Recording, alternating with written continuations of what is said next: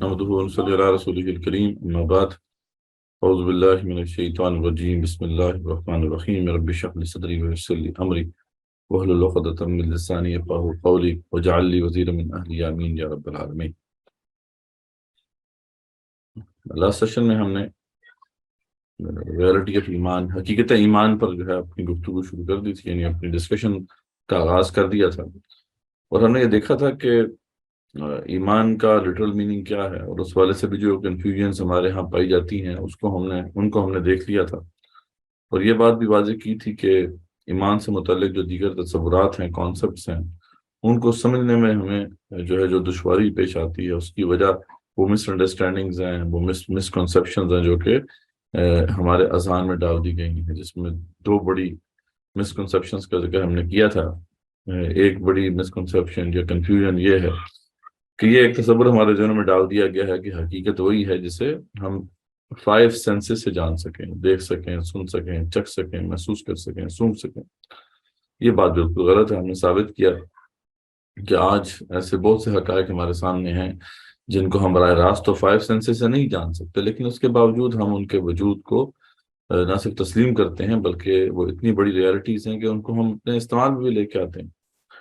تو یہ بھی ایک غلط تصور تھا جو ہمارے ذہنوں میں ڈالا ہوا تھا۔ پھر دوسرا بڑا تصور یہ جو ہمارے اذہان میں ڈالا گیا کہ جو مذہب ہے نا، جو ریلیجن ہے، اس کی بنیاد تو عقل پر ہوتی ہی نہیں، ٹھیک ہے۔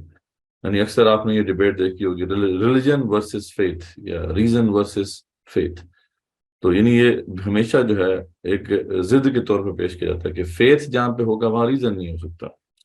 تو اس لیے یہ بات عام طور پہ مانی جاتی ہے کہ مذہب کی بنیاد جو ہے وہ عقل سے ثابت نہیں ہو سکتی، اس کے لیے تو مذہبی تجربہ ہے، روحانی تجربہ ہے، ٹھیک ہے۔ مسلمانوں کو بھی ہو جاتا ہے، عیسائیوں کو بھی ہو جاتا ہے، ہندوؤں کو بھی ہو جاتا ہے۔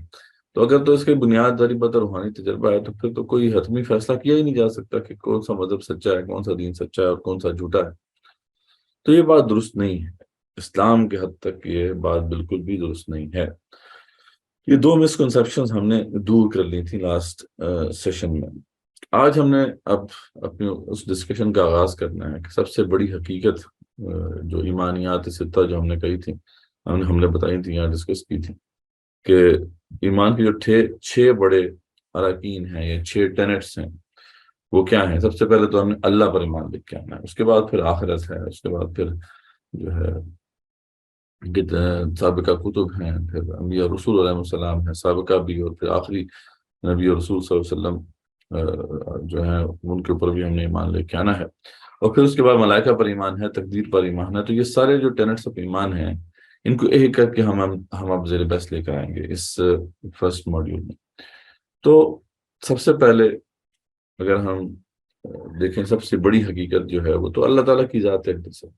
تو سب سے پہلے ہم نے جو ہے اللہ تعالیٰ کی ذات پر اسی طریقے سے ایمان لے کے آنا ہے کہ ہمیں کوئی شک باقی نہ رہے، ہمارے ذہن میں کوئی جو ہے وہ کنفیوژن نہ رہے۔ تو کیونکہ ہم نے تو یہی بات کی ہے کہ یہ تو فیکٹ ہے، جیسے کہ دیگر فیکٹس ہیں۔ میں نے آپ کو بتایا تھا کہ فیکٹ وہی ہوتا ہے جو ملٹیپل آبزرورز جس کی وجود کا پتہ دے سکیں، اس کو افرم کر سکیں۔ تو اس میں کوئی شک نہیں ہے کہ جو اللہ تعالیٰ ہیں وہ سب سے بڑی حقیقت ہے اس کائنات کی۔ تو اب ہم دیکھیں گے کہ عقل سے کیسے ہم ان کے وجود کو ثابت کر سکتے ہیں، اور پھر ہم آگے جائیں گے اور دیکھیں گے کہ دیگر جو ہے اس والے سے جو اس اہم ٹینٹ آف ایمان کے والے سے کیا ڈسکشن ہے۔ تو آگے چلتے ہیں۔ تو ہم نے 2 چیزیں یہاں پہ ضرور دیکھنی ہیں اب، کہ اللہ تعالیٰ کے وجود کو پہلے ثابت کرنا ہے عقل سے، اس کے بعد پھر جو سب سے بڑا مسئلہ رہ جاتا ہے وہ ہے اللہ کی شناخت کا۔ تو ذرا دیکھتے ہیں کہ یہ کیا معاملہ ہے، ٹھیک ہے جی۔ تو ہم نے یہ بات تو دیکھ لی تھی کہ جو اندیکھی حقیقتیں ہیں ان کو ہم براہ راست تو نہیں دیکھ سکتے، ٹھیک ہے، لیکن یہ ہے کہ ان کے اثرات سے ہم ان کے وجود کا پتہ لگا سکتے ہیں، جیسا کہ ہم نے موبائل سگنلز کی بات کی تھی، جیسا کہ ہم نے گریویٹیشنل فورس کی بات کی تھی، اور اس طرح کی دیگر چیزوں کی۔ تو سبحان اللہ تعالیٰ یہ تو فرماتے ہیں کہ کوئی نگاہ جو ہے وہ اللہ تعالیٰ کو نہیں دیکھ سکتی، ہم براہ راست اللہ تعالیٰ کو نہ دیکھ سکتے ہیں، نہ باقی 5 سینسز سے ان کا پتہ لگا سکتے ہیں، لیکن جو ان کے اثرات ہیں، جو ان کے امپیکٹس ہیں، وہ تو عالم ظاہر میں، یہ جو سین ورلڈ ہے اس کے اندر جا بجا بکھرے پڑے ہیں۔ جب ہم دیکھتے ہیں کہ ایک بیج جو ہے وہ کس طرح پودا بنتا ہے، اس کے اوپر کوئی مخلوق جو ہے اسے یہ تخلیق کے مراحل جو ہے پار نہیں کروا رہی، تو پھر کون ہے؟ کوئی تو ہے جو ایسا کر رہا ہے۔ رحم مادر میں بچے کی تخلیق جو ہے بہت بڑی دلیل ہے کہ کوئی نہ کوئی تو ہے جو نظام ہستی چلا رہا ہے۔ اور پھر اس وقت جو کائنات میں جو کاسمک بیلنس ہے، وہ تو اتنی بڑی حقیقت ہے کہ اب سائنس میں جو بھی ترقی ہوئی ہے اور اس کے ذریعے سے ہمارے پاس ایسے آلات آئے ہیں کہ ہم اپنی آنکھوں سے اب بہت سے حقائق دیکھ سکتے ہیں۔ ہم رحم مادر میں بچے کی تخلیق کو بھی دیکھ سکتے ہیں، ہم مٹی کے نیچے بیج کا جو ہے پودا بننا، اس سارے پروسیس کو دیکھ سکتے ہیں۔ تو ہم اپنی آنکھوں سے اس کا جب مشاہدہ کرتے ہیں تو پھر ہمیں کوئی شک نہیں رہتا کہ کوئی تو ہے جو نظام ہستی چلا رہا ہے، وہی خدا ہے۔ تو یہ بات اب ہمارے سامنے بالکل واضح ہو جاتی ہے کہ جب ہم ان حقائق کو دیکھتے ہیں، ان کا پتہ لگاتے ہیں، تو ہمیں پتہ چلتا ہے کوئی تو ہے، کوئی ایسی ہستی موجود ہے جو ان تمام مخلوقات کی خالق ہے، اور کوئی تو ہے جو اس سارے نظام کو چلائے ہوئے ہے، کیونکہ اگر یہ نظام جو ہے اس کا بیلنس جو ہے برقرار نہ رہے تو پھر کائنات وجود ہی نہیں رکھ سکتی۔ مطلب اور اس میں جو غلطی کی گنجائش کتنی کم ہے، اس حوالے سے جو ہے یہ اب سائنٹیفک پوری اس پہ اسٹڈی موجود ہے۔ یہ جو فورس آف گریویٹیشن ہے، یہ جو کشش ثقل ہے جو کہ تمام اجسام فلکیہ جو ہیں ان کو آپس میں جوڑے ہوئے ہے اور ایک نظام کے تحت گریویٹیشن فورس، تو اگر اس کی ایکویشن آپ دیکھیں تو اس میں گریویٹیشن کانسٹنٹ ہوتا ہے، تو اس کے اندر جو ہے وہ تھوڑی سی بھی اگر چینج آ جاتی ہے، یعنی کتنی چینج آ جائے، مطلب اب اس کے اندر جو پروبیبلٹی آف ایرر ہے 1 × 10⁻60 ہے۔ مطلب اب یہ سائنٹیفک ٹرم جو سائنٹیفک بیک گراؤنڈ رکھتے ہیں وہ تو جانتے ہیں کہ یہ کیا بات میں کر رہا ہوں، لیکن اگر ہم ان سمپل ورڈز دیکھیں کہ اس کے اندر اگر ہلکی سی بھی تبدیلی آ جائے، اس کی جو ویلیو ہے اس وقت، تو کتنی تبدیلی آ جائے، مطلب اگر 1 سیکنڈ کے آپ کتنے حصے کریں، یعنی 1 سیکنڈ کے آپ اتنے حصے کریں جتنے ایک کے بعد 60 زیرو ہوتے ہیں، مطلب وہ نمبر بھی ہم بول نہیں سکتے، یعنی 1 سیکنڈ کو آپ ڈیوائڈ کر دیں اور اس کے اتنے حصے کریں جتنے ایک کے بعد 60 زیروز کا نمبر بنتا ہے، اس کے حصے کر دیں اور ان تمام حصوں میں سے صرف ایک حصہ لے لیں آپ، وہ کتنی، مطلب یہ ہے کہ اس کو تو ہم جو ہے نا میئر بھی نہیں کر سکتے۔ تو اگر آپ 1 سیکنڈ کے اتنے حصے کرتے ہیں، 1 سیکنڈ کے اتنے حصے ہو سکتے ہیں، 1 سیکنڈ کے مطلب 10 حصے بھی کرنے تو ایک حصہ جو ہے کتنا چھوٹا سا ہوگا۔ 1 سیکنڈ کے اپنے اتنے حصے کرنے جتنے جو ہے وہ ایک کے بعد 10 زیروز ہوتے ہیں، اتنا بڑا نمبر ہے، اور ان میں سے صرف ایک حصہ پکڑ لیں، بس اتنی مقدار بھی اگر یہ آگے پیچھے ہوتی ہے ویلیو، یہ کائنات اپنا وجود کھو دیتی ہے۔ اتنا زبردست کاسمک بیلنس ہے، ریزر ایج پہ یہ کھڑا ہوا ہے۔ یعنی یہ تو اب اتنی بڑی حقیقت ہے نا، یہ تو اب وہی سائنٹسٹ جو ویسٹرن سائنٹسٹ ہیں جنہوں نے اس بات کو ہمارے سامنے واضح کیا ہے، تو اب وہاں پہ اس لیے ان حقائق کے بعد اب ایتھیزم کا ایک طرح سے خاتمہ ہو گیا۔ اکیڈیمکلی اگر دیکھا جائے تو وہاں ایتھیزم اب ایگزسٹ نہیں کرتی، وہاں ایگنوسٹسزم ہے، یعنی وہ لوگ ہیں وہ کہتے ہیں کہ گو خدا تو ہے لیکن وہ کون ہے، یا how does he relate to me, یہ ایک مسئلہ رہ گیا ہے۔ تو مطلب یہ مسئلہ رہا ہی نہیں ہے کہ مطلب خدا موجود ہے یا نہیں، یہ تو سب کو پتا ہے کہ یہ تو پلازیبل ہی نہیں ہے یہ بات کہ کوئی یہ خود بخود سارا نظام چل رہا ہے۔ ٹھیک ہے، تو خدا کے وجود پر جو دلائل ہیں وہ تخلیق کے حوالے سے بھی ہیں، اللہ تعالیٰ کی مخلوقات اور ان کی جو بھی تخلیق ہے، جب ہم اس کو دیکھتے ہیں ان کو تو ہمیں پتہ چلتا ہے۔ اور جو ہے جو نظم کائنات ہے، بہت بڑی حقیقت آج ہمارے سامنے، مطلب سمپل سی بات دیکھ لینا کہ مطلب یہاں پہ اگر ایک بند کمرے میں ایک ڈرون آ جائے اڑتا ہوا اور وہ ایک خاص طریقے سے موومنٹس کر رہا ہے، اب کوئی مطلب ذہنی طور پہ ریٹارڈیڈ ہی ہوگا کو بندہ یہ اگر یہ کہے کہ یہ خود ہی کر رہا ہے، مطلب ہمیں پتہ ہے کہ نہیں ہو سکتا، یہ اٹس ناٹ پاسبل۔ تو اس طریقے سے وہ جو مطلب اسپیس کے اندر آپ چلے جائیں تو وہاں پر جو بھی یہ سارے اجسام ہیں، بڑے بڑے سیارے ہیں، ستارے ہیں، وہ اپنے ایک نظام میں گھوم رہے ہیں، کنڈیشن تو وہی ہے۔ جب ہم اسی انوائرمنٹ میں اپنی ایک سیٹلائٹ بھیجتے ہیں، میں بھی ایک ٹیلی کمیونیکیشنس میرا بیک گراؤنڈ، تو ہم نے سیٹلائٹ کو سارا اسٹڈی کیا ہوا ہے، وہ سیٹلائٹ جو ہم بھیجتے ہیں تو اس کو کنٹرول کرنے کے لیے پورا کنٹرول سینٹر یہاں پہ گراؤنڈ پہ ہوتا ہے. مطلب ایک چھوٹی سی سیٹلائٹ جو ہے وہ بغیر کنٹرول کیے ہوئے وہ اپنے مدار میں نہیں جا سکتی. تو یہ کیسے انسان سوچ لیتا ہے کہ یہ ساری جو اتنی بڑی بڑی جو ہے مخلوقات ہیں اللہ تعالیٰ کی، یہ جو سیارے ہیں ستارے ہیں، یہ اپنے مدار میں ایسے گھوم رہے ہیں بغیر کسی نظام کے.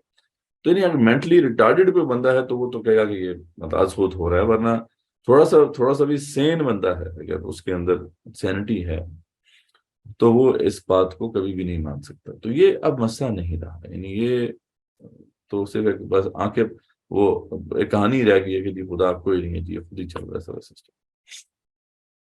تو پھر اصل مسئلہ ہے کیا؟ پھر لوگ کیوں نہیں قبول کر رہے؟ ٹھیک ہے، اسلام کی طرف کیوں نہیں آ رہے؟ مطلب اگر یہ ایک سوال ہمارے ذہن میں، تو دیکھیں اصل مسئلہ کیا ہے اس کو اگر ہم نے سمجھنا ہے تو یہ ایک آئنسٹائن کا انٹرویو تھا. آئنسٹائن بہت بڑا دماغ تھا، ذری بات ہے. اس سے جب یہ سوال پوچھا گیا تو اس نے اس پرابلم کو بڑا خوبصورتی سے آئیڈینٹیفائی کیا اور ایکسپلین بھی کیا. تو وہ ہم دیکھ لیتے ہیں کہ وہ کیا ہے. تو آئنسٹائن سے جب پوچھا گیا کہ بھی آپ پینتھیسٹ ہیں یا ایتھیسٹ ہیں، ٹھیک ہے، مطلب آپ خدا کو نہیں مانتے یا آپ یہ سمجھتے ہیں کہ کائناتی خدا ہے، یہ بھی ایک فلسفیانہ نظریہ رہا ہے. تو اس پہ وہ جواب دیتے ہیں آئنسٹائن. یہ جو ان کا انٹرویو ہے، یہ گلمپسز آف دا گریٹ جو بک ہے اس کے اندر موجود ہے، اس کے جو پارٹس ہیں. تو آگے سے وہ جواب دیتے ہیں کہ یہ your question is the most difficult in the world. It is not a question I can answer simply with yes or no. I'm not an atheist. I do not know if I can define myself as a pantheist. کہتے ہیں بہت مشکل سوال آپ نے بتایا، آپ نے پوچھا ہے، اس کو میں یس اور نو میں تو آنسر نہیں کر سکتا. میں یہ بھی نہیں کہتا کہ میں ایتھیسٹ ہوں، میں یہ بھی نہیں کہہ سکتا کہ میں پینتھیسٹ ہوں. تو problem involved is too vast for our limited minds. وہ کہتا ہے کہ یہ مسئلہ جو ہے یہ ہمارے محدود ذہن کی دسترس سے باہر ہے، بہت بڑا مسئلہ ہے. May I not reply with a parable. تو کہتے ہیں میں ایک حقائق آپ کے سامنے رکھتا ہوں، شاید اس سے میں سمجھا سکوں کہ یہ مسئلہ کیا ہے. The human mind, no matter how highly trained, cannot grasp the universe. یعنی انسانی دماغ جو ہے وہ چاہے کتنا ہی ٹرینڈ کیوں نہ ہو جائے، کتنا ہی ریفائنڈ کیوں نہ ہو جائے، وہ اس یونیورس کو، اس کائنات کا احاطہ نہیں کر سکتا، وہ اس کائنات کو گریسپ نہیں کر سکتا. We are in the position of a little child entering a huge library whose walls are covered to the ceiling with books in many different tongues. مطلب وہ کہتا ہے کہ ہماری مثال اس کائنات میں ایک بچے کی مانند ہے. ایک بچہ جسٹ امیجن کہ وہ ایک لائبریری میں داخل ہوتا ہے اور اس لائبریری کے اندر بہت سی کتابیں ہیں اور مختلف زبانوں میں وہ کتابیں ہیں، اور کتابیں جو ہیں وہ شیلفز میں لگی ہوئی ہیں. The child knows that someone must have written those books. یہ تو اس بچے کو پتا ہے کہ کوئی نہ کوئی تو ہے جس نے یہ کتابیں لکھی. It does not know who or how. لیکن اسے یہ نہیں پتا کہ یہ کون ہے اس کے authors، ان کتابوں کے authors، اور کیسے لکھی ہیں انہوں نے یہ. It does not understand the languages in which they are written. اس کو پتا نہیں ہے وہ زبان کیا ہے جس میں کتابیں لکھی گئی. The child notes a definite plan in the arrangement of the books. بچہ یہ ضرور دیکھتا ہے کہ ان کتابوں میں یہ کتابیں بڑے طریقے سے جو ہے وہ شیلف میں جو ہے لگائی گئی ہیں. A mysterious order which it does not comprehend. ایک بڑا ہی پراسرار قسم کا نظم ہے، لیکن وہ اس کو سمجھ نہیں پا رہا. But only dimly suspects. لیکن اس پہ بس وہ سسپیکٹ ہی کر سکتا ہے. That it seems to me is the attitude of the human mind, even the greatest and the most cultured towards God. ٹھیک ہے، تو کہتے ہیں کہ یہ میرے خیال میں ایک ہیومن مائنڈ کا جو ایک انٹلیکچوئل ہیومن مائنڈ ہے اس کا ویو ہے about God. We see a universe marvelously arranged, obeying certain laws. ہم دیکھتے ہیں کہ یونیورس بہت زبردست طریقے سے منظم ہے، وہ ایک کچھ لاز کو فالو کر رہی ہے. But we understand the laws only dimly. لیکن ان لاز کو ہم بہت تھوڑا سا ہی جانتے ہیں. اور our limited minds cannot grasp the mysterious force that sways the constellations. یعنی ہمارا جو محدود دماغ ہے اس پراسار طاقت کو نہیں جان سکتا جو اس کے پیچھے کار کرنا. تو یس دس از دا پرابلم کہ وہ کون ہے، ہو از دیٹ گاڈ. یہ سب سے بڑا مسئلہ رہ گیا ہے. باقی وہ مسئلہ کہ وہ ہے یا نہیں، یہ مسئلہ ہی نہیں رہا سائنٹیفک ڈسکوریز کے بعد. تو سبحان اللہ، اللہ تعالیٰ بھی اس والے سے، یعنی وہ جو جیسا کہ انسانیت اس تک پہنچ رہی ہے، تو اللہ تعالیٰ بھی ہمیں قرآن میں یہ دعوت دیتے ہیں کہ سوچو، غور کرو، تخلیق کائنات پہ غور کرو. ٹھیک ہے جی. تو ہم جب اس سے غور کرتے ہیں تو ہمیں معلوم ہو جاتا ہے کوئی تو ہے جو نظام ہستی چلا رہا ہے، خدا ہے. اس لیے کہ نظام ایک تو تخلیق کائنات ہے اور پھر نظم کائنات ہے، دونوں چیزیں ہمارے سامنے ہیں، اور یہ دونوں چیزیں جو ہیں اس بات کی ثابت کرتی ہیں. اللہ تعالیٰ قرآن میں فرماتے ہیں کہ نحن خلقناکم فلولا تصدقون، ہم ہی نے تمہیں تخلیق کیا ہے تو پھر کیوں تصدیق نہیں کرتے. اچھا افرأیتم ما تمنون، اچھا جو گندے پانی کی بوند تو تم ہی ٹپکاتے ہو، انتم تخلقونہ ام نحن الخالقون، کیا اس سے انسان تم بناتے ہو یا اس کے بنانے والے ہم. سبحان اللہ، کتنی زبردست آیت ہے، ایک آیت سے ہی سارا مسئلہ حل ہو جاتا ہے. آگے اللہ فرماتے ہیں افرأیتم ما تخلقون، اچھا یہ تو بتاؤ کہ یہ جو کھیتی تم بوتے ہو، یعنی جو بیج تم بوتے ہو، انتم تزرعونہ ام نحن الزارعون، کہ اس سے پودا جو ہے تم بنانے والے ہو، کھیتی تم اگانے والے ہو یا ہم ہیں. ٹھیک ہے جی. تو کوئی تو ہے نا، ذری بات ہے کہ سب نظام چلا رہا ہے. جب تم کلیم نہیں کر سکتے تو پھر ہم تو کلیم کر رہے ہیں کہ یہ ہم تخلیق کر رہے ہیں. بالکل واضح دلیل ہے. اس طریقے سے بے شمار پھر آیات ہیں جس کے اندر ان مخلوقات کا ذکر ہے. تو یعنی کائنات کے وجود کا معاملہ بڑا کلیئر ہے کہ کسی نے تو اس کو بنایا ہے، کسی ایسی باشعور ہستی نے اسے بنایا ہے جو کہ اس کا نظام چلا بھی رہا ہے. تو اس میں تو کوئی شک نہیں. اچھا، تخلیق کائنات سے اور نظم کائنات سے ہم وجود باری تعالیٰ کے اوپر تو بالکل شور ہو جاتے ہیں کہ وہ ہے. اچھا، ایک سٹیپ آگے بڑھتے ہیں، اس کی وحدانیت کے حوالے سے ہم اب دیکھتے ہیں کہ کیا عقل اس بات پہ بھی ہمیں فیصلہ دیتی ہے کہ کیا وہ جو ہمارا وہ ہستی ہے، باشعور ہستی، وہ ایک ہی ہے یا کئی ہیں. تو اس پہ بھی نظم کائنات سب سے بڑی دلیل ہے. کائنات میں نظم اس بات کی دلیل ہے کہ وہ ایک ہی ہے، کیونکہ اگر دو ہوتے تو پھر فساد برپا ہوتا. پھر تو یہ نظم آپ کو نظر نہ آتا. ایک خدا کہتا بھی میرا تو یہ نظم چلے گا، دوسرا خدا کہتا میرا دوسرا نظم چلے گا، یا ایک ہی وقت میں ہمیں دو جو ہے ڈفرنٹ قسم کے لاز نظر آ رہے ہوتے ہیں. لیکن ایسی بات نہیں ہے. جہاں تک بھی ہم نے کائنات کی وسعتوں میں دیکھا ہے، ہمیں ایک ہی قسم کے لاز جو ہے وہ کار فرما نظر آتے ہیں. یہی دلیل اللہ تعالیٰ بھی پیش کرتے ہیں قرآن مجید میں. اللہ فرماتے ہیں لو کان فیہما آلہۃ الا اللہ لفسدتا، اگر اللہ کے سوا اور بھی الہ ہوتے تو پھر تو تمہیں اس میں فساد دیکھتے. فسبحان اللہ رب العرش عما یصفون، اللہ پاک ہے، وہ عرش کا رب ہے، اور جس سے لوگ جو ہے جن کے ان باتوں سے جو یہ لوگ بنا رہے ہیں اس سے وہ بالکل پاک ہیں.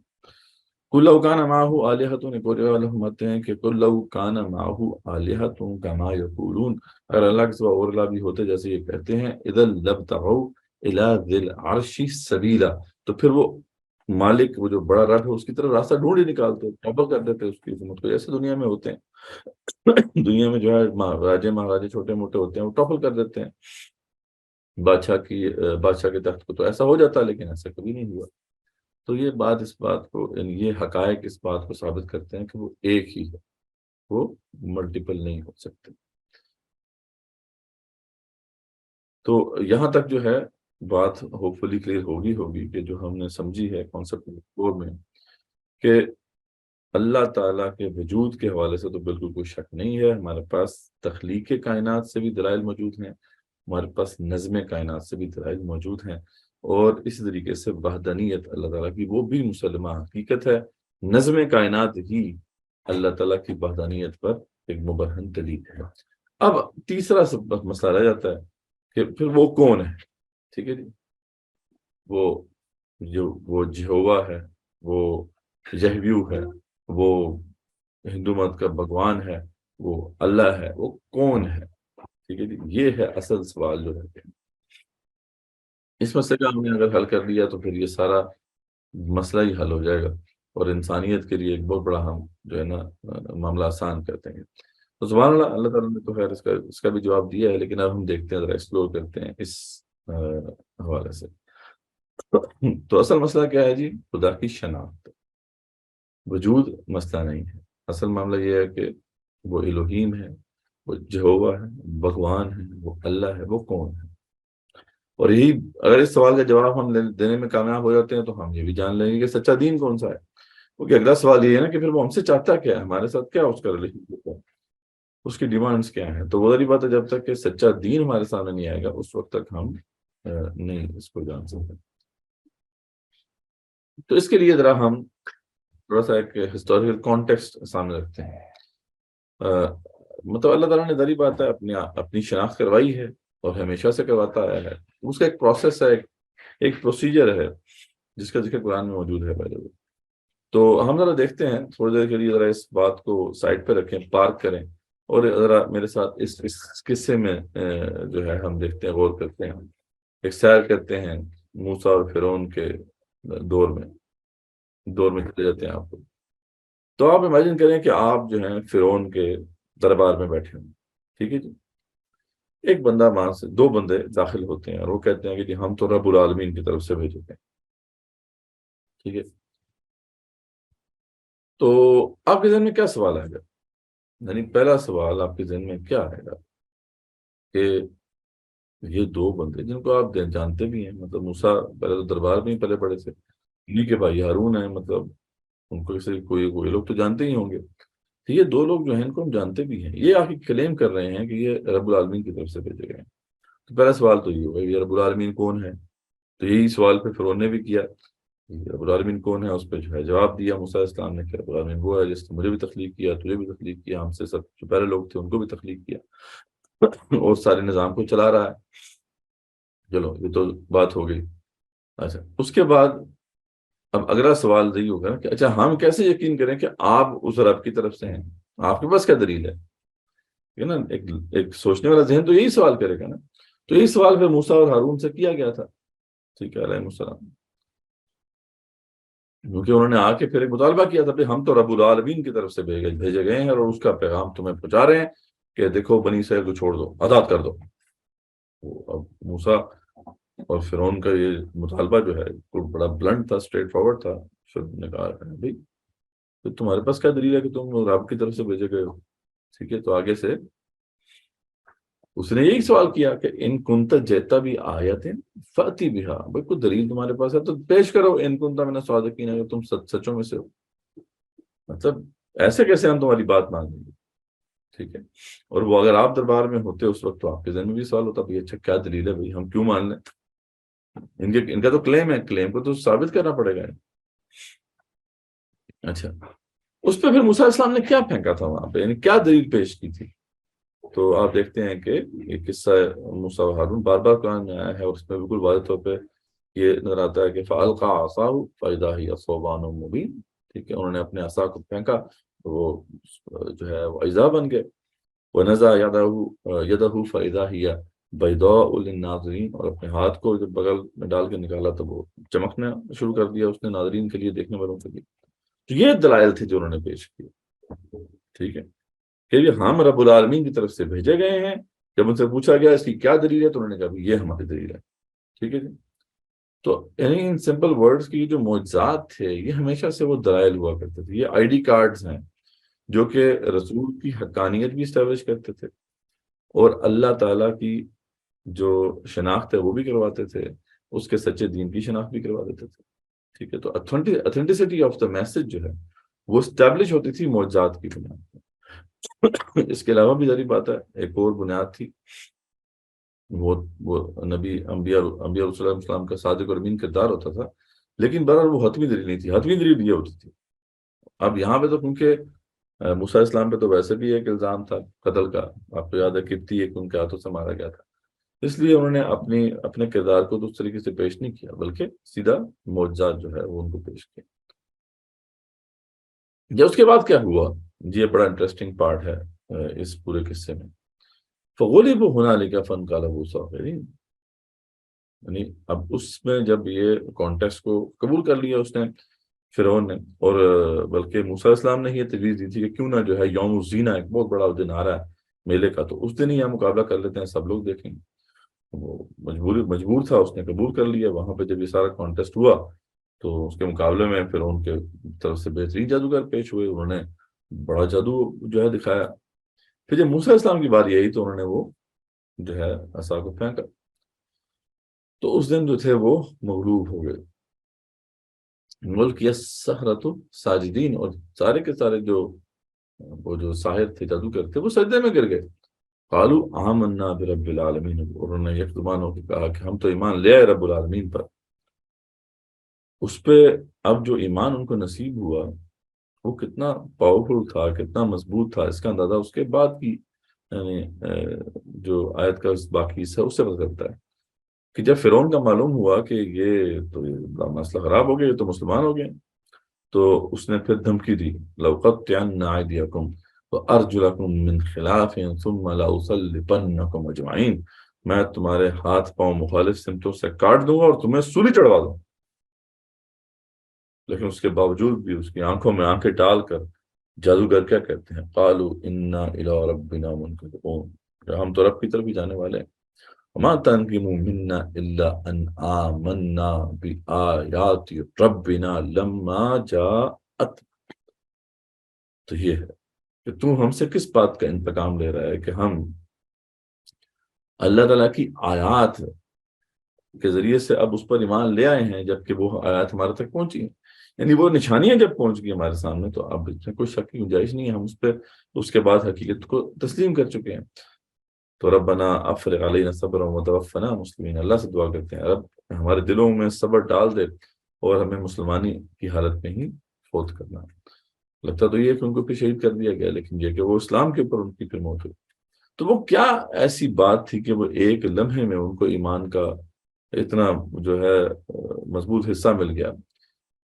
ٹھیک ہے، اب ظاہر بات ہے یہ غیر شعوری ایمان تو نہیں تھا. اگر یاد ہوگا آپ کو کہ ہم نے ڈسکشن کی تھی لاسٹ سیشن کے اندر کہ ایک ہوتا ہے غیر شعوری ایمان جو جس میں دل کی گواہی ہوتی ہے خالی. تو اب ظاہر بات ہے انہوں نے تو کوئی صحبت میں نہیں بیٹھے تھے وہ لوگ انہوں نے تو کوئی ریاضتیں نہیں کی تھی. تو یہ کیا ایمان تھا جو انہیں نصیب ہوا، جو ایک ہی لمحے میں جس نے ان کو جو ہے یہاں پہنچا دیا، اس مقام پہ پہنچا دیا. تو یہ ڈیفینیٹلی شعوری ایمان تھا، یہ انٹلیکچوئل اسیسمنٹ تھی ان کی. وہ جادو کے ایکسپرٹس تھے، ان کو پتا تھا کہ جادو کی لمیٹیشنز کیا ہیں، ان کو پتا تھا کہ انسان کہاں تک جا سکتا ہے. اور جب انہوں نے دیکھ لیا کہ یہ انسان کے بس کی بات نہیں ہے تو ان کو سمجھ میں آ گیا کہ بالکل یہ رب العالمین ہی کی طرف سے ہو سکتا ہے.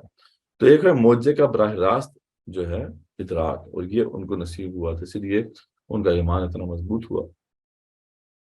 تو ایک پورا پروسیس ہمارے سامنے آ گیا کہ اللہ تعالیٰ نے ہمیشہ جو ہے معجزات کے ذریعے سے، ٹھیک ہے، یہ کرامت اور معجزے میں فرق ہے، آپ اس پہ کنفیوز نہ ہوں. ایک ہوتی ہے کرامت، وہ تو مطلب یہ ہے کہ صوفیہ سے بھی، وہ اولیاء کرام سے بھی جو ہے ثابت ہے، صحابہ سے بھی ثابت ہے. لیکن معجزہ اور ہوتا ہے، کرامت جو ہے وہ تو جس کے ذریعے سے سرزد ہوتی ہے اسے خود اس پہ کوئی کنٹرول نہیں ہوتا، جبکہ معجزہ جو ہے وہ صرف نبی اور رسول کو ہی ملتا ہے علیہ السلام، اور وہ ان کے کنٹرول میں ہوتا ہے. وہ جب چاہیں اس کو اللہ کے حکم سے دکھا کر تمام حجت کر سکتے ہیں. اور یہی معاملہ جو ہے موسیٰ علیہ السلام کے ساتھ تھا، وہ جب چاہتے جس وقت چاہتے اپنے عصا کو پھینک کر اجداب بنا سکتے تھے، اپنے ہاتھ کو بغل میں ڈالتے تو وہ چمکتا تھا. یہی معجزات جو عیسیٰ علیہ السلام کو دیے گئے تھے ان کا بھی یہی معاملہ تھا. تو معجزات اصل میں وہ الٹیمیٹ آرگیومنٹ ہے یا الٹیمیٹ دلیل ہے جس کی بنا پر اللہ تعالیٰ کی وحدانیت بھی اسٹیبلش ہوتی ہے، اس کا وجود بھی ثابت ہو جاتا ہے، اور خاص طور پہ اس کی شناخت ثابت ہو جاتی ہے. ٹھیک ہے جی. اس لیے ہم دیکھتے ہیں کہ جو ریلیجیس ہسٹری ہمیں قرآن میں ملتی ہے اس میں یہ بات بالکل واضح ہے کہ جب معجزات دکھا دیے گئے اس کے بعد بھی قوم نہیں مانی تو پھر قوم کو تباہ کرتی ہے، کیونکہ اب اس کے بعد کوئی ایسی دلیل تو ہے نہیں جو ان کو دکھانی بنتی ہے. سورہ قمر میں آتا ہے کہ فنادوا صاحبهم فتعاطى فعقر فكيف كان عذابي ونذر ان ارسلنا عليهم صيحة واحدة فكانوا كهشيم المحتضر. ٹھیک ہے، تو لوگوں نے اپنے جو ساتھی کو بلایا اور اس نے اونٹنی کی جو ہے وہ ٹانگیں کاٹ ڈالی. پر اللہ فرماتے ہیں کیسا رہا پہ میرا عذاب، ہم نے ان کے اوپر ایک چنگھاڑ بھیجی اور وہ ایسے ہو گئے جیسے سوکھی اور ٹوٹی ہوئی باڑ ہوتی ہے. ٹھیک ہے، یعنی قوم ثبوت کا ذکر ہے کہ ان کے لیے جو ہے اللہ تعالیٰ نے معجزہ جو دکھایا تھا وہ تھا اونٹنی اور اس کا پھر بچہ تھا. تو وہ اونٹنی جو ہے ان کے لیے پھر آزمائش بن گئی، جس کی وجہ سے پھر انہوں نے جو ہے اونٹنی کی ٹانگیں کاٹ ڈالی ہیں، اور پھر یہ معاملہ ہو گیا کہ فوراً ان کے اوپر عذاب آ گیا. اللہ فرماتے ہیں وَلَقَدْ جَاءَ آلَ فِرْعَوْنَ النُّذُرُ، یقیناً جو ہے آل فرعون کے پاس بھی ڈر سنانے والے آئے تھے. كَذَّبُوا بِآيَاتِنَا كُلِّهَا، انہوں نے تمام آیات کو جھٹلا دیا. فَأَخَذْنَاهُمْ أَخْذَ عَزِيزٍ مقتدر، اور ہم دیکھو اس طرح پکڑ لیا ہم نے جس طرح ایک کبھی اور غالب شخص پکڑ لیتا ہے، ہم نے ان کو پکڑ لیا۔ تو جب معجزات دکھا دیے گئے اور اس کے بعد بھی وہ لوگ نہیں مانے تو پھر ان کو نیست و نابود کر دیا، جو بالکل واضح ہے، پورا قرآن اس پہ شامل ہے، قرآن کا پورا بیانیہ ہے اس کے پیچھے۔ اور پھر اللہ تعالیٰ نے اس کو پھر جو ہے اس کانسیپٹ کو یونیورسلائز بھی کیا اور بتایا بھی کہ یہ ایسے ہی ہوتا رہا۔ اللہم کان الناس امۃ واحدہ، یہ امت ایک ہی تھی، انسانیت ایک ہی گروہ تھا۔ فبعث اللہ النبیین مبشرین ومنذرین، تو پھر اللہ نے بھیجے نبی جو مبشر تھے اور منذر تھے۔ وانزل معهم الکتاب بالحق، اور ان کے ساتھ کتاب بھی حق کے ساتھ نازل کی۔ لیحکم بین الناس فیما اختلفوا فیہ، تاکہ لوگوں کے درمیان جو اختلافات ہیں ان کا وہ فیصلہ کر دیں۔ وما اختلف فیہ الا الذین اوتوہ من بعد ما جاءتهم البینات بغیا بینہم، لیکن انہوں نے اختلاف نہیں کیا اس کے بعد کہ ان کے پاس واضح معجزات ہماری طرف سے آ گئے، صرف ضد اور ہٹ درمی کی وجہ سے۔ تو رحمت فاض اللہ الذین آمنوا لما اختلفوا فیہ من الحق بإذنہ۔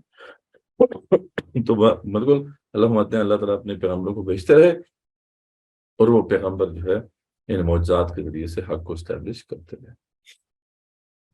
تو اب سوال یہاں پہ بس ایک رہ جاتا ہے کہ کیا ہمارے پاس کوئی معجزہ آج موجود ہے؟ اگر معجزہ موجود ہے تو مسئلہ حل ہو جائے گا، اگر نہیں ہے تو پھر مسئلہ ہے، پھر تو ہم کیسے ثابت کریں گے کہ اسلام ہی سچا دین ہے؟ پھر ہمیں سوچنا پڑے گا۔ تو اس کا جواب بہرحال اگر آپ غور کریں گے تو آپ کو مل جائے گا کہ بالکل ہمارے پاس الحمدللہ ثم الحمدللہ جو ہے اللہ تعالیٰ کا آخری معجزہ بالکل زندہ حیثیت میں موجود ہے، اور وہ ہے قرآن مجید۔ اور ظاہر بات ہے معجزہ ہوتا ہی وہ ہے جس کے اوپر چیلنج ہو، جیسے موسیٰ علیہ السلام نے جو دکھایا تھا، وہ عصا جب پھینکا تھا اژدہا بنا تھا، تو اس پہ چیلنج تھا نا، جیسے ایسی تم کوئی چیز لے کر آؤ۔ تو معجزہ ہمیشہ جو ہے ایک چیلنج کے ساتھ ہوتا ہے، اور اس کا چیلنج کا کوئی جواب نہیں دے پاتا۔ تو یہی معاملہ اب قرآن مجید کا ہے، یہ وہ معجزہ ہے جو اللہ تعالیٰ نے آخری نبی اور آخری رسول محمد عربی صلی اللہ علیہ وسلم کو دیا تھا۔ اور یہ ہے کہ یہ وہ واحد معجزہ ہے جو ان کے وصال کے بعد بھی ہمارے درمیان موجود ہے، اور تاکہ ہمیں قیامت موجود رہے گا۔ اس کے علاوہ اور کوئی ایسا معجزہ اللہ تعالیٰ نے کسی نبی یا رسول کو نہیں دیا جو اس کی ذات کے اس کے دنیا سے جانے کے بعد بھی وہ معجزہ رہتا۔ یہ موسیٰ علیہ السلام کا جو عصا تھا وہ ان کی زندگی، ان کی دنیا سے جانے کے بعد کبھی بھی وہ اژدہا نہیں بنا۔ اس طرح عیسیٰ علیہ السلام کی معجزات جب وہ زندہ تھے اسی وقت تک جو ہے وہ سرزد ہوتے تھے، اس کے بعد نہیں ہوئے۔ تو اللہ فرماتے ہیں تم نزلنا علی عابدنا، اس پہ چیلنج ہے نا اللہ تعالیٰ کا، اگر تمہیں اس پہ ذرہ برابر بھی شک ہے جو ہم نے اپنے بندے پہ نازل کیا ہے، فَأْتُوا بِسُورَةٍ مِّن مِّثْلِهِ، تو اس ایسی ایک صورت تم بنا لاؤ، وَادْعُوا شُهَدَاءَكُم مِّن دُونِ اللَّهِ، اور اللہ کے سوا جس چیز کو بھی تم مدد کے لیے پکارنا چاہتے ہو پکار لو، ان کنتم صادقین، اگر تم سچے ہو۔ پتہ تمہیں بھی ہے کہ یہ ممکن نہیں ہے۔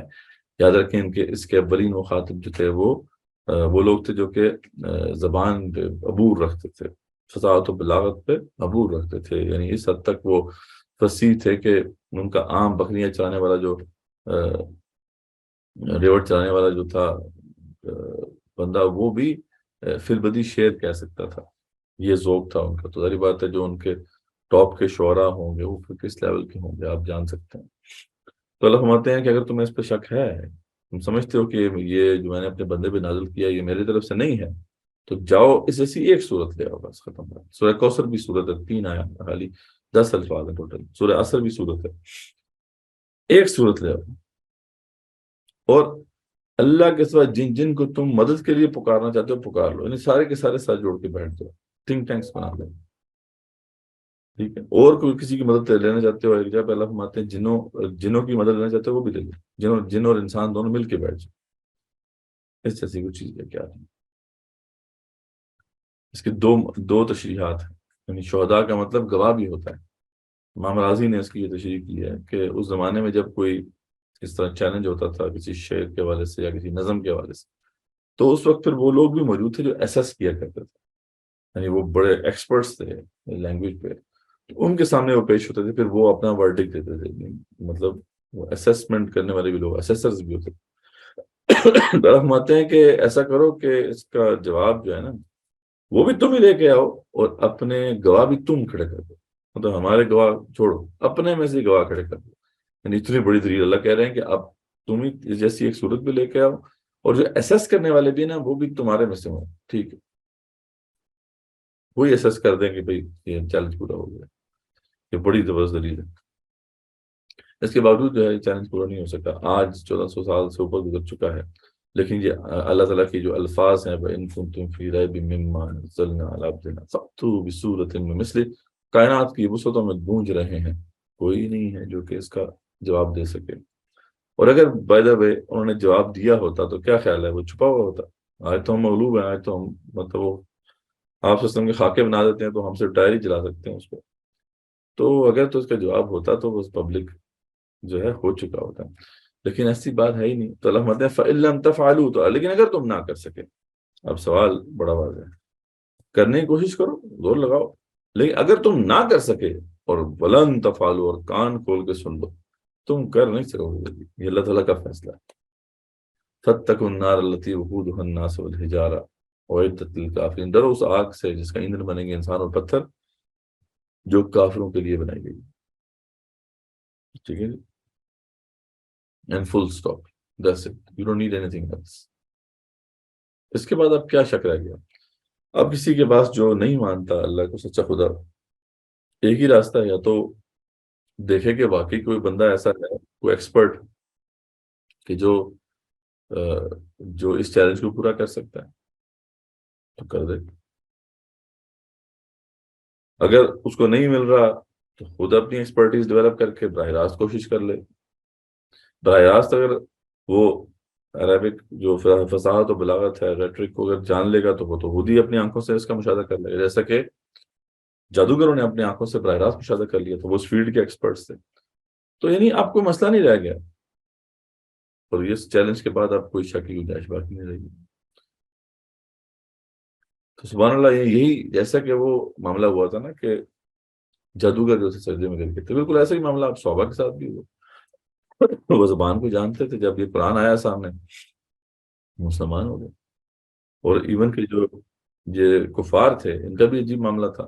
مخالفت تو کرتے تھے رسول اکرم صلی اللہ علیہ وسلم کی، لیکن قرآن کا ایسا معاملہ تھا، ایسی تاثیر تھی ان کے اوپر کہ یہ شام کو چھپ چھپ کے جو ہے وہ رسول اکرم صلی اللہ علیہ وسلم کی باتیں، وہ جو تلاوت ہے اس کو سنا کرتے تھے، دل چاہتا تھا سننے کا. تو یہ بات ہے کہ جو ہے ایکسپرٹس کے لیے تو براہ راست ریئلائزیشن ہے اس معجزے کی. اس کے لیے آپ بھی ایکسپرٹیز ڈیولپ کر سکتے ہیں اور آپ کو براہ راست اس کا ادراک ہو جائے گا. جیسا کہ اس زمانے میں جو ہے سب سے ٹاپ کے جو شعراء میں شمار ہوتا تھا حضرت لبید بن ربیعہ، بہت بڑے شاعر تھے. 7 معلقات، یہ 7 کتبے تھے جو خانہ کعبہ میں لٹکے ہوئے تھے، جو کہ قرآن کے بعد سب سے اعلیٰ مقام ہے عربک لٹریچر میں. تو یہ 7 بڑے نسبت شعراء کے تھے جو بھی وہ مطلب آرٹ پیسز تھے. تو ان میں حضرت لبید کا بھی ذکر آتا ہے کہ ان کا بھی کتبہ اس میں تھا. جب قرآن کا یہ چیلنج ہوا تو مسلمان ہو گئے. وہ پھر ساری زندگی کے بھی شعر ہی نہیں کہا. وہ تو آگے جا کے جو ہے جب عمر بن خطاب کے زمانے میں لوگوں نے ان سے ریکویسٹ کی کہ آپ ان سے کہیں کہ آپ شعر نہیں کہتے، تو اس کے بعد ان کا جو جواب تھا نا وہ یہ تھا کہ اباد القرآن، کیا قرآن کے بعد بھی اب میری یہ جرت کہ میں کچھ کلام کر سکوں، اس نے تو میری زبانیں بند کر دیں. تو وہ فرماتے ہیں کہ جب سے اللہ تعالیٰ نے مجھے بقرہ اور آل عمران سکھا دی، اس کے بعد اب میں کچھ کہہ نہیں سکتا. تو یہ اس حد تک جو ہے امپیکٹ تھا ان کے اوپر جو ایکسپرٹس تھے. لیکن جو ایکسپرٹس نہیں بھی تھے انہوں نے دیکھ لیا کہ جو بہترین جو اس فیلڈ کے ایکسپرٹس ہیں وہی سر تسلیم خم کر دیا، وہ ایکسیپٹ کر لیا انہوں نے کہ یہ beyond the collective capacity of humanity ہے، beyond the collective capacity of nature ہے. تو یہ اصل بات ہے کہ آج تک جو ہے یہ اب تو غیر مسلموں نے بھی ایکسیپٹ کیا کہ یہ چیلنج پورا نہیں ہو سکا. ٹھیک ہے، بہت سے جو ہے عربک ایکسپرٹس، نان مسلم عربک ایکسپرٹس موجود ہیں جو کہ اس بات کو واضح کرتے ہیں کہ یہ چیز یہ چیلنج پورا نہیں ہو سکا.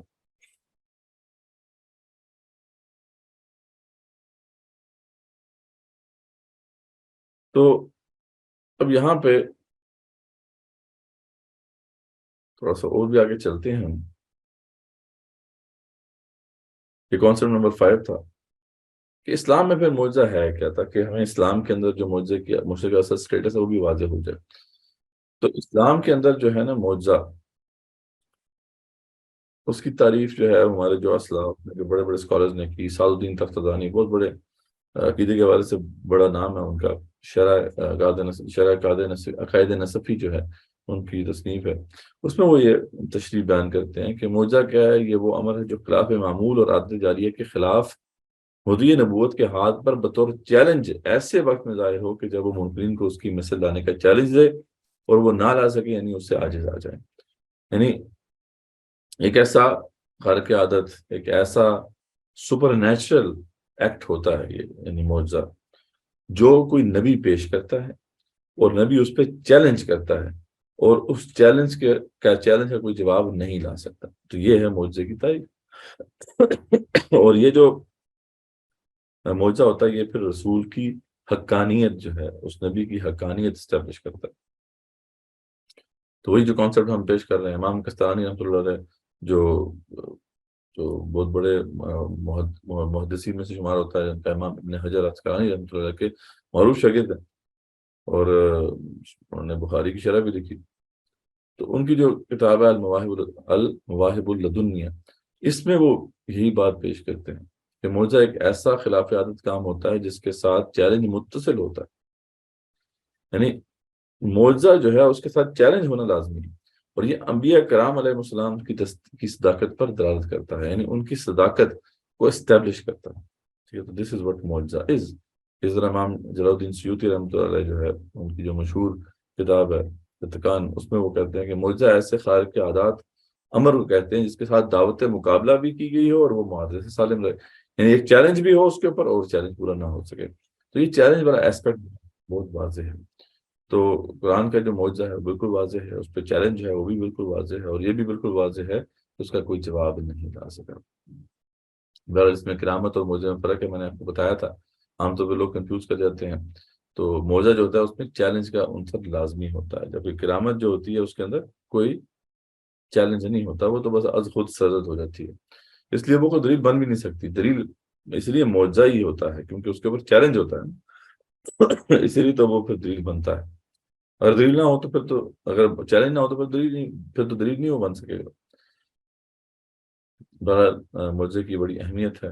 ہم نے جو ہے اس کو اگر پہلے بھی دیکھا تھا اور اب دوبارہ انالائز کریں اس کو اس کانٹیکس میں، کہ رسول اکرم صلی اللہ علیہ وسلم کی بعثت تک جتنے بھی پھر رسول آئے ان کے ساتھ معجزات تھے. لقد ارسلنا رسولنا بالبینات، اللہ خود فرماتے ہیں کہ ہم نے یقیناً رسولوں کو معجزات عطا کیے. نبی کے لیے شاید یہ لازمی نہیں ہے کہ اس کے ساتھ بھی معجزہ ہو، لیکن رسول کے ساتھ تو ضرور ہوتا ہے معجزہ. تو جو رسول اکرم صلی اللہ علیہ وسلم تو پھر اس سلسلے کی آخری کڑی تھے. تو اب جو ہے ان سے پہلے جو معجزات تھے ان کا معاملہ دیکھ لیتے ہیں ہم، کہ وہ یہ معاملہ ہوتا تھا کہ جو بھی معجزہ ہے اور جو بھی کتاب ہے وہ رسول کے ساتھ جو ہے منسلک ہوتے تھے. یعنی کتاب بھی اسی وقت تک صحیح رہتی تھی جب تک کہ رسول موجود ہے. رسول کے جانے کے بعد وہ کتاب جو ہے اس میں تعریف ہو جاتی تھی. اس لیے ہم دیکھتے ہیں کہ تورات، انجیل، زبور یہ اپنی اثر ہاتھوں میں نہیں رہے. اور اسی طریقے سے معجزے کا معاملہ تھا کہ وہ نبی کے دنیا سے جانے کے بعد علیہ السلام یہ معجزہ جو ہے اب وہ کوئی حیثیت نہیں رکھتا تھا، کیونکہ معجزہ اپنی تاثیر کھو دیتا تھا. لیکن رسول اکرم صلی اللہ علیہ وسلم ان کے آخری نبی تھے. اللہ کو پتا تھا کہ ان کے بعد تو کسی نے نہیں آنا، لیکن معجزے کے بغیر اللہ کی شناخت نہیں ہو سکتی. اس لیے اللہ تعالیٰ نے پھر جو ہے ایک تو یہ ڈیسیژن لیا کہ کتاب اور معجزے کو یکجا کر دیا. پہلے کبھی ایسا نہیں ہوا. کتاب علیحدہ ہوتی تھی، معجزہ علیحدہ ہوتا تھا. موسیٰ علیہ السلام کو جو کتاب دی گئی تھی وہ تورات تھی، وہ علیحدہ سے موجود تھی، تختیوں میں ملی تھی انہیں. اور جو ان کا معجزہ تھا وہ عصا تھا، جد بیضہ تھا اور دیگر جو نشانیاں تھیں. تو معجزہ علیحدہ ہوتا تھا، کتاب علیحدہ ہوتی تھی. یہاں پہ اللہ تعالیٰ نے کیا کیا کہ ان دونوں کو یکجا کر دیا. یہ کتاب بھی ہے قرآن مجید اور یہ معجزہ بھی ہے. پھر دوسرا کام یہ ہمیں نظر آتا ہے کہ پھر اللہ تعالیٰ نے دونوں کا جو مرکب ہے، یعنی کتاب اور معجزے کا جو مرکب قرآن ہے، اس کو نبی کی ذات سے جدا کر دیا. اور اب یہ ان کے جانے کے بعد بھی تاقیام قیامت اسٹیبلشڈ ہے. یعنی یہ کتاب بھی اپنی اصل شکل میں رہے گی، اللہ تعالیٰ نے خود فرما دیا کہ میں اس کا محافظ ہوں، اور یہ معجزہ بھی تاقیام قیامت ہمارے درمیان موجود رہے گا. تو یعنی اس کی اب اہمیت دیکھیں کتنی ہے کہ اللہ تعالیٰ اگر تو صرف میسج ہی سیو کرنا ہوتا تو صرف کتاب کو اللہ تعالیٰ جو ہے محفوظ کر دیتے، لیکن یہ ہے کہ معجزے کو بھی محفوظ کر دیا گیا۔ وہ اسی لیے کہ معجزے کی ضرورت ہے، اس کی اہمیت ہے، اس کے بغیر سچے خدا کی شناخت ممکن نہیں۔ تو یہ اللہ تعالیٰ کا جو نظام ہے اس میں اس کو ایک بڑی ہی کلیدی حیثیت حاصل ہے۔ تو اس بات کو بھی ہمیں اچھی طریقے سے سمجھنا ہے، اس کا ادراک حاصل کرنا ہے۔ میں نے بتا دیا تھا آپ کو کہ ادراک معجزہ جو ہے اس کے دو طریقے ہیں، ایک براہ راست ہے، ایک بالواسطہ ہے۔ براہ راست ادراک کے لیے آپ کو ایکسپرٹ ہونا چاہیے، ایکسپرٹس کو براہ راست ادراک ہو جائے گا، ڈائریکٹ ریئلائزیشن ہو جائے گی۔ باقی لیکن جو لوگ جو ایکسپرٹس نہیں ہیں ان کے لیے بھی ایسی بات نہیں ہے کہ بات بالکل ایسی مبہم ہے، ان کے لیے انڈائریکٹ ریئلائزیشن، وہ یہ تو اپریشیٹ کر سکتے ہیں، یہ تو دیکھ سکتے ہیں، ریئلائز کر سکتے ہیں کہ چیلنج جو تھا یہ پورا نہیں ہوا۔ یہ تو اس کے لیے تو کوئی ایکسپرٹیز نہیں چاہیے، بس آپ نے یہ دیکھنا ہے کہ کیا اس کا جواب دیا جا سکا یا نہیں دیا جا سکا۔ تو جو عوام کے لیے تو ظاہری بات ہے پھر بالواسطہ یا انڈائریکٹ ریئلائزیشن ہی ہے، لیکن جو ایکسپرٹس ہیں ان کے لیے ڈائریکٹ ریئلائزیشن ہے۔ تو ایکسپرٹیز حاصل ہم بھی کر لیں اگر، تو ڈائریکٹ ریئلائزیشن آف معجزہ جو ہے وہ ہمیں حاصل ہو سکتی ہے۔ اچھا، پھر معجزے دو طرح سے اللہ تعالیٰ نے پیش کیے، ایک تو وہ معجزہ سے جو اللہ تعالیٰ نے پیش کر دیے، لیکن تاریخ میں شاید ایک ہی دفعہ ایسا ہوا ہے کہ اللہ تعالیٰ نے قوم سے پوچھا، رسول سے کہا کہ قوم سے پوچھیں کس طرح کا معجزہ دیکھنا چاہتے ہیں، یعنی فرمائشی معجزہ۔ تو یہ فرمائشی معجزے والا معاملہ صرف قوم سمود کے ساتھ جو ہے وہ ثابت ہے، باقی جو ہے وہ سب کو اللہ تعالیٰ نے معجزہ تو عطا کی ہے لیکن فرمائشی معجزات نہیں تھے۔ اس لیے آپ کو پتا ہے کہ رسول اکرم صلی اللہ علیہ وسلم سے یہ بڑی جو ہے فرمائش کی جاتی تھی کہ آپ یہ معجزہ دکھائیں، یہ معجزہ دکھائیں۔ تو یہ اللہ تعالیٰ کا فیصلہ تھا کہ یہ اب دوبارہ نہیں ہوگا۔ جو معجزہ اللہ نے دکھا دیا ہے وہی ایکسیپٹیبل ہے تو ٹھیک ہے، ورنہ پھر آخرت میں عذاب ہوگا۔ تو یہ جو سورہ بنی اسرائیل میں اس کا ذکر موجود ہے کہ وَآتَيْنَا ثَمُودَ النَّاقَةَ مُبْصِرَةً فَظَلَمُوا بِهَا وَمَا نُرْسِلُ بِالْآيَاتِ إِلَّا تَخْوِيفًا۔ تو یہ صرف قوم سمود کے حوالے سے ذکر آتا ہے کہ ان کو یہ معاملہ کیا گیا تھا، ورنہ اللہ تعالیٰ نے جو ہے معجزات دکھائے ہیں۔ جب ایک دفعہ ایسا ہونے والا تھا، حواریوں نے یہ فرمائش کی تھی کہ عیسیٰ علیہ السلام سے کہ آپ ایسا کریں کہ اللہ تعالیٰ سے دعا کریں کہ آسمان سے کہ دسترخوان اتر جائے اور ہم اسے کھا لیں اور ہمارے لیے خوشی ہو جائے۔ تو اس پر جو اللہ کا جواب تھا وہ بڑا ہلا دینے والا تھا، اور اس کے بعد نہیں لگتا کہ انہوں نے پھر یہ فرمائش دوبارہ کی۔ اللہ نے فرمایا تھا جس کا ذکر سورہ مائدہ میں ہے، سورہ مائدہ کا ذکر بھی اسی لیے مائدہ ہے، دسترخوان۔ تو قال اللہ انی منزلها علیکم، تو اللہ تعالیٰ کا یہ جواب عیسیٰ علیہ السلام نے اپنے حواریوں کو سنایا تھا۔ دیکھو اللہ تعالیٰ فرما رہے ہیں ٹھیک ہے، میں یہ جو ہے اس مائدہ کو، اس دسترخوان کو میں جو ہے بھیجنے والا ہوں، لیکن اس کی پھر شرط ہے فَمَن يَكْفُرْ بَعْدُ مِنْكُمْ، جس نے کفر کیا اس کے بعد فَإِنِّي أُعَذِّبُهُ عَذَابًا لَا أُعَذِّبُهُ أَحَدًا مِنَ الْعَالَمِينَ، تو پھر میں ایسا عذاب دوں گا جو جہان والوں میں سے کسی پہ نہیں آیا ہو۔ قبول ہے؟ ٹھیک ہے، میں دکھاتا ہوں۔ نہیں، فرمائشی معجزہ جو ہے پھر ایسے نہیں دکھایا جاتا، اس کی پھر ریکوائرمنٹ یہ ہے کہ پھر امیڈیٹلی ماننا ہے، پھر صحیح طریقے سے مان کر عمل بھی کرنا ہے۔ تو پھر اس لیے جو ہے اللہ تعالیٰ نے معجزہ تو دکھائے لیکن فرمائشی معجزہ جو ہے وہ بند کر دی۔ اور میں نے آپ کو بتایا تھا کہ قرآن کے معجزہ ہونے پر تو غیر مسلم عربی جو عربک ایکسپرٹس ہیں وہ بھی گواہ ہیں۔ بہت سے لوگوں نے گواہی دی ہے۔ ہیملٹن کے بہت بڑا عربسٹ ہے، وہ کہتا ہے the Meccan still demanded of him a miracle، یا میریکل جو ہے معجزے کے معنی میں۔ And with remarkable boldness and self-confidence, Muhammad appealed as a supreme confirmation of his mission to the Quran itself. Like all Arabs, they were the connoisseurs of language and rhetoric. Well then, if the Quran were his own composition, other men could rival it. اگر قرآن انہوں نے خود بنایا ہوتا تو لوگ جو ہیں اس کا مقابلہ کر پاتے۔ Let them produce 10 verses like it. Let them produce 10 verses like it. If they could not, then let them accept the Quran as an outstanding miracle. لیکن اگر وہ نہ لا سکیں تو پھر ان کو یہ حق حاصل ہے کہ اس بات کو مانے کہ یہ ایک بہت ہی مبرہن معجزہ ہے اللہ تعالیٰ کی طرف سے۔ تو اس نے بھی اس بات کو تسلیم کیا۔ اس طریقے سے ایک اور جو ہے یہ بھی اورینٹلسٹ ہے میری گیلورڈ، جو ہے یہ کہتا ہے کہ if the Quran is a literal revelation of Allah dictated to Prophet Muhammad صلی اللہ علیہ وسلم by Gabriel, perfect in every letter, it is an ever-present miracle witnessing to itself and to Prophet Muhammad صلی اللہ علیہ وسلم۔ یعنی نہ صرف یہ ہے کہ یہ اپنے اوپر گواہ ہے، اپنی حقانیت پر یہ گواہ ہے، بلکہ رسول اکرم صلی اللہ علیہ وسلم کی حقانیت پر بھی یہی گواہ ہے۔ یہی ہے نا، یاسین والقرآن الحکیم انک لمن المرسلین، یاسین قسم ہے قرآن مجید کی آپ یقیناً رسولوں میں سے ہیں، سورہ یاسین میں ہم پڑھتے ہیں، قرآن گواہ ہے کہ آپ رسولوں میں سے ہیں. Its miraculous quality resides partly in its style, so perfect and lofty that neither man or nor jinn could produce a single chapter to compare with its preface chapter, and partly in its content of teachings, prophecies about the future, amazingly accurate information such as Prophet Muhammad sallallahu alaihi wasallam could never have gathered of his own accord. تو مطلب نان مسلم بھی اب اس کو accept کرتے ہیں. ٹھیک ہے، تو اینجلیکا نیورتھ کے بھی ایک ریسنٹلی ایک جرمن اورینٹلسٹ ہیں، انہوں نے بھی اس بات کو تسلیم کیا. تو یہ تو اب غیر مسلموں کی گواہیاں موجود ہیں. تو معجزہ قرآن کا معاملہ یہ ہے کہ تمام انبیاء علیہ السلام کے معجزات ان کی حیات تک معجزات ہوتے ہیں، لیکن قرآن کا معجزہ بعد وفات رسول صلی اللہ علیہ وسلم بھی اسی طرح معجزے کی حیثیت سے باقی ہے. اب یہ جو معرف القرآن کے جو مصنف ہیں مفتی محمد شفیع، انہوں نے بڑی خوبصورت اس پہ بات کی ہے، اور بڑا سوچنے والی بات ہے کہ وہ فرماتے ہیں کہ یہ کبھی انبیاء رسول علیہ السلام کی پریولیج ہوا کرتی تھی کہ یہ معجزات انہیں عطا کرتے تھے اللہ تعالیٰ، اور وہ اللہ کے حکم سے اس کو پیش کر کے مخالفین کو عاجز کر دیتے تھے. لیکن آج ہم جیسے ادنا امتیوں کے ہاتھ میں یہ چیز موجود ہے، یہ چھوٹی بات تو نہیں.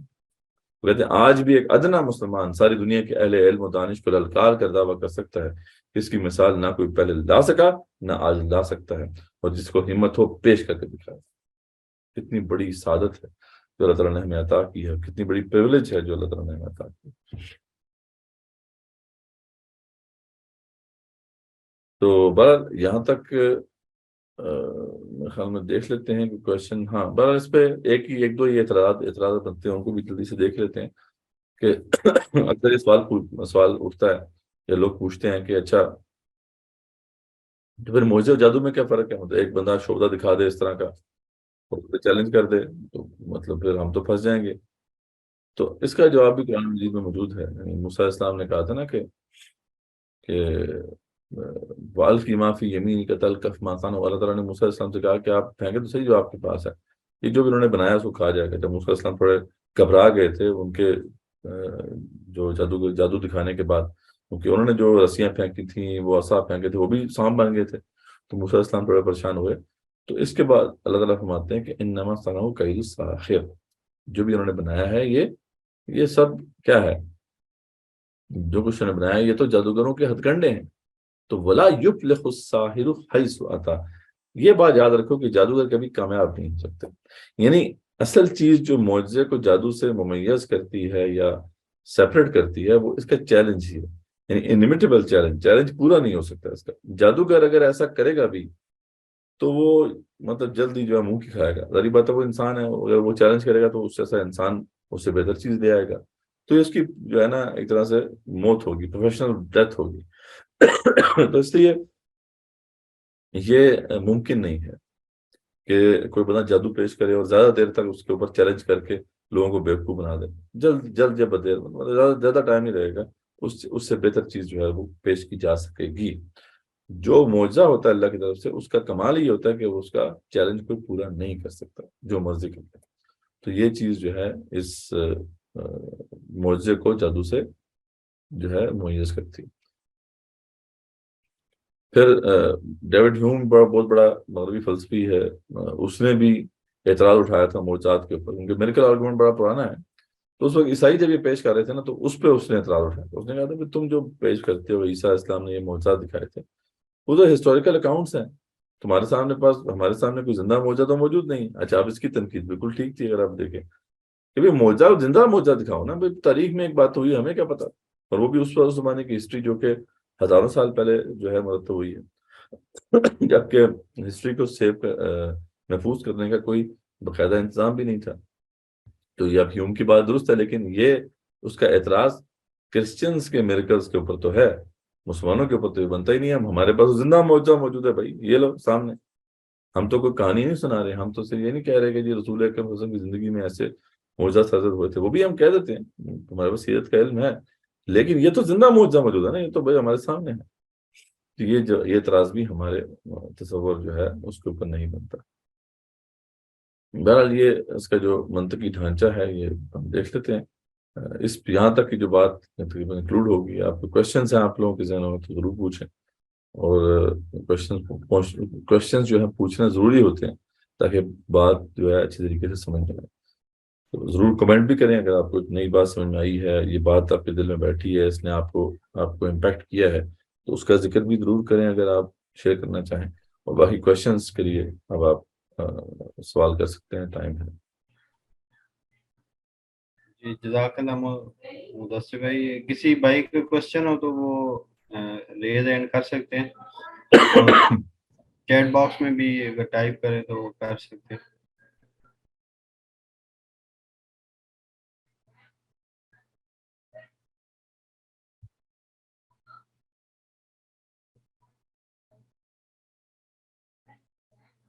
جی کوئی کوشچن ہو تو ریز اینڈ کر سکتے ہیں, چیٹ باکس میں بھی کوشچن کر سکتے ہیں.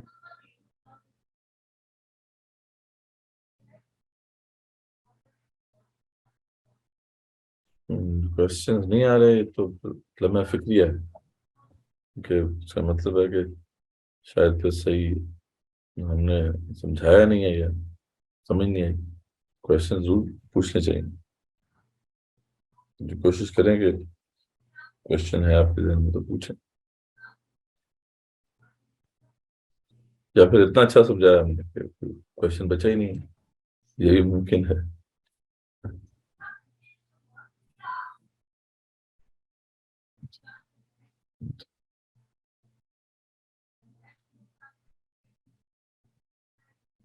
کوئی کوشچن ہے تو کر سکتے ہیں, ریز اینڈ کر سکتے ہیں. اگر ٹائپ کر کے بھیجنا چاہیں تو چیٹ باکس میں بھیج سکتے ہیں. لیکن اب یہ بات مطلب کتنی بڑی حقیقت ہے جو کہ ہم بس لے کے بیٹھے ہوئے ہیں. مطلب غیر مسلم بھی جو ہے اب وہ اس کو اپریشیٹ کر کے مسلمان ہو رہے ہیں, لیکن ہمارے سے پوچھا جائے اگر آپ کسی بھی آپ جائیں آس پاس اپنے مسلمان بھائیوں سے پوچھیں بھی آپ کے پاس کوئی دلیل ہے اس کی کہ آپ مسلمان کیوں, تو آگے سے جواب آپ کو ملے گا کہ نہیں بس جی ہم تو باپ دادا مسلمان تھے, ہم مسلمان ہو گئے, بس ختم بات. یعنی ہم نے دوسروں کو کیا دعوت دینی ہے, ہمیں خود ہی پتہ نہیں ہے کہ اس کی انٹلیکچوئل بیسس کیا ہے, اور اتنی بڑی دلیل اللہ تعالیٰ نے ہمیں دی ہے, ہمیں اس کا ادراک نہیں.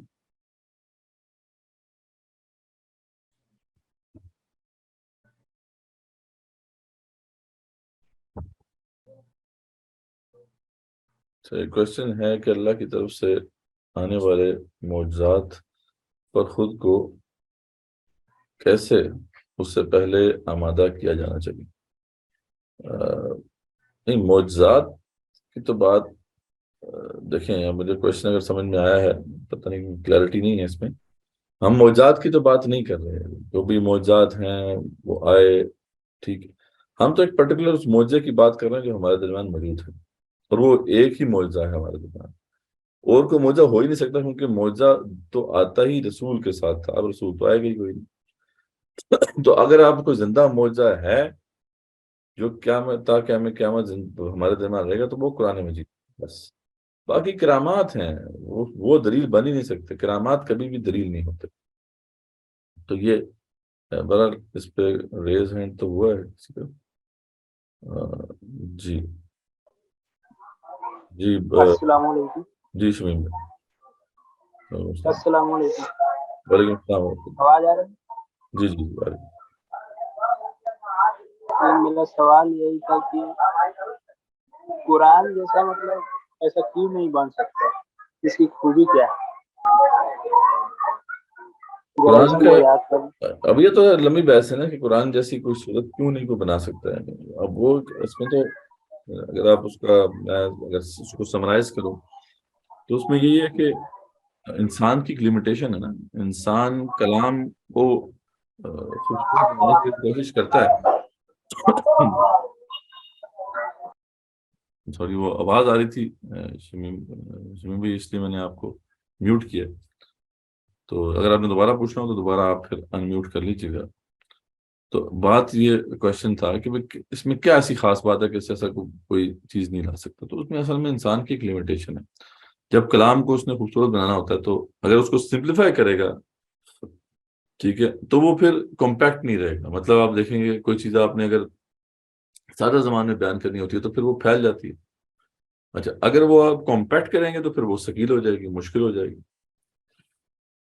کوئی بھی اسپیچ جو ہے، کوئی بھی ٹیکسٹ ہے، جب اسے کمپیکٹ کریں گے آپ تو پھر وہ آسان نہیں رہے گا.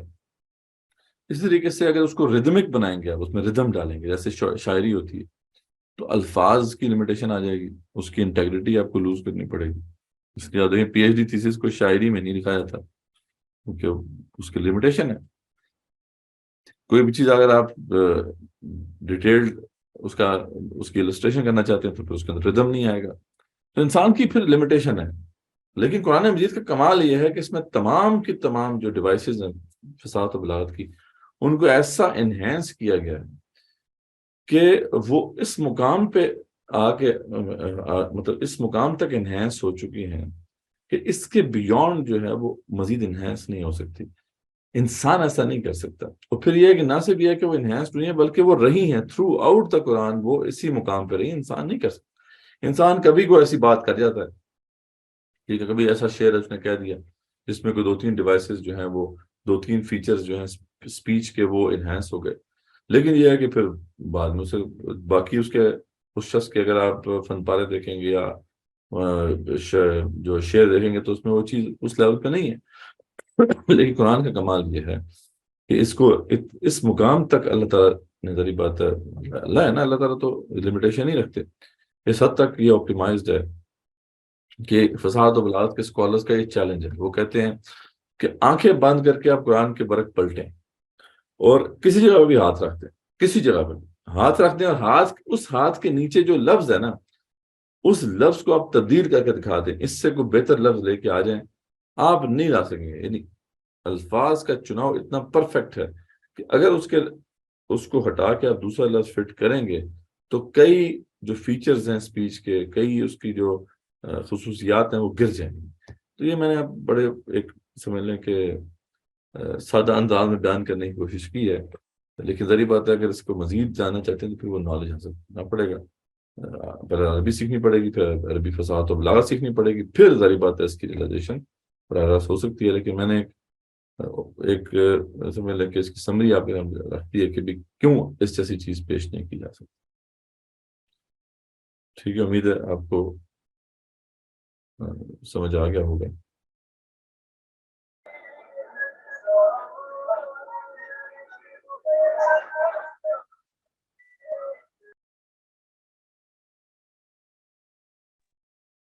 اور کسی کا اگر کوئی سوال ہے تو وہ اپنا ہینڈ ریز کر سکتا ہے تاکہ ان کا سوال لیا جا سکے. اچھا، قرآن مجید کے علاوہ ایک دو کچھ کویشچنز آئے ہوئے ہیں. ایک کویشچن ہے قرآن مجید کے علاوہ رسول اکرم صلی اللہ علیہ وسلم کے معجزات کون سے ہیں؟ تو ہاں، اس میں ظاہری بات ہے کہ رسول اکرم صلی اللہ علیہ وسلم کے کا جو معجزہ تھا وہ تو یہی تھا. اس کے علاوہ ان کے کوئی معجزات اس طرح سے نہیں تھے جن پہ انہوں نے چیلنج کیا ہو. باقی وہ کرامات تھیں. ظاہری بات ہے کہ وہ ان سے بہت سی کرامات حضرت ہوئی جنہیں دلائل نبوت کہا جاتا ہے.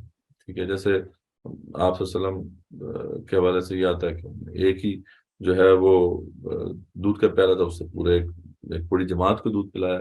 ٹھیک ہے، آپ کی انگلی مبارک سے جو ہے پانی بھی نکلا، اور اس طرح کی بہت سی چیزیں ہیں جو ان کی زندگی میں تھیں. لیکن اس پہ چیلنج کوئی نہیں، چیلنج ہو بھی نہیں سکتا. ٹھیک ہے، وہ ایک دفعہ ہوا بس ہو گیا. آپ صلی اللہ علیہ وسلم کے جو ہے جو لعاب دہن تھا، یعنی آپ کا جو تھوک بھی تھا، اس سے بھی شفا ہو جاتی تھی لوگوں کو. تو یعنی آپ صلی اللہ علیہ وسلم کے اس طرح کی جو کرامات ہیں وہ تو بہت ساری ہیں. لیکن جو ان کا معجزہ ہے جس پہ چیلنج ہوا ہے اللہ کے حکم سے، وہ قرآن مجید. ٹھیک ہے جی، جزاک اللہ مدثر بھائی.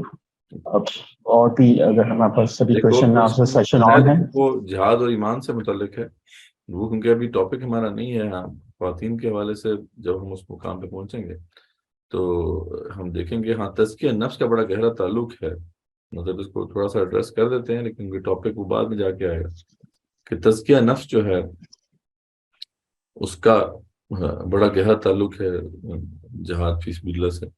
کیونکہ ہمارے اندر ایک بڑی پاورفل ارج موجود ہے، ارج ٹو ڈومینیٹ. اور جو ارج ٹو ڈومینیٹ ہے وہ اتنا امپورٹنٹ ہمارا جذبہ ہے کہ یہ ہمیں مجبور کرتا ہے بہت سی جو ہے اخلاقی برائیوں کی طرف کہ وہ ہمیں راغب کرتا ہے. بہت سے جو اخلاقی رذائل ہیں، اس میں جیلسی ہے، جس کے اندر غیبت ہے. یہ کیوں انسان کرتا ہے؟ اپنا مقام بلند کرنے کے لیے اور دوسرے مقام کو پست کرنے کے لیے. تو اس لیے یہ جو عرض ہے اس کو چینلائز کرنا چاہیے. ٹھیک ہے، تو اس لیے یہ جو چینلائزیشن ہے یہ لازماً ہوتی رہنی چاہیے. مردوں کے حوالے سے تو ہے ہی کہ انہوں نے تو باقاعدہ ذمہ داری ادا کرنی ہے. خواتین کے حوالے سے بھی یہ ہے کہ وہ اس کو سپورٹ کریں. ان کو بھی یہ سپورٹ کرنا ہے اس راہ میں. کم سے کم دعوت دین کے حوالے سے تو آگے کام کرنا ہی ہے. تو اس راہ میں اس کو چینلائز کریں تو پھر جو ہے وہ جو جذبہ ہے وہ ان چک رہے گا. لیکن عورت کا جو مقام ہے وہ یہی ہے کہ اس نے ضبط زیادہ کرنا ہے. اس لیے اس کو کہا گیا کہ وہ رجال قوامون علی النساء، مرد عورتوں پر حاکم ہیں. تو اس والے سے جو عورت سے یہ ریکوائرمنٹ ہے کہ وہ اپنے آپ کو ضبط کرے گی، اپنے آپ کو ایک پابند کرے گی ایک حکم کا، مرد کے حکم کا.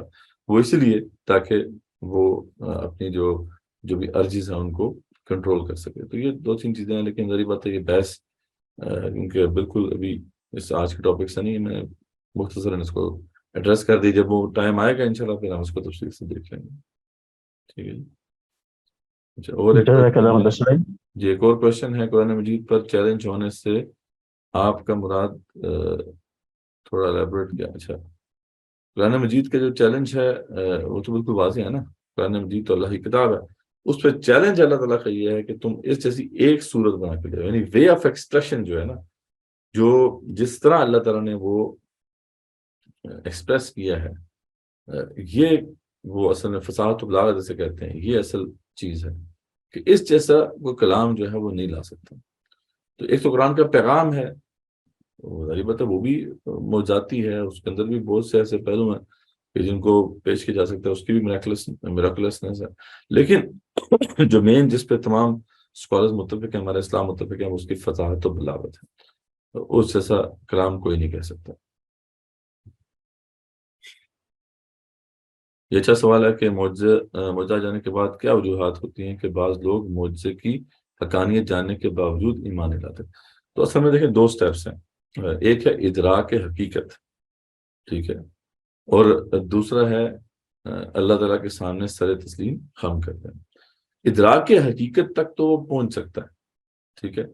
جیسا کہ ابلیس کا معاملہ ہے، وہ ادراک حقیقت تو اس کے لیے تھا، کوئی مسئلہ نہیں تھا نا. وہ تو اللہ کو تو جانتا تھا، اللہ سے بلکہ اس کی بات بھی ہوتی تھی. تو مطلب ادراک حقیقت تو اس کے لیے مسئلہ نہیں تھا. اس کو پتا تھا کہ اللہ موجود ہے، وہ خدا ہے.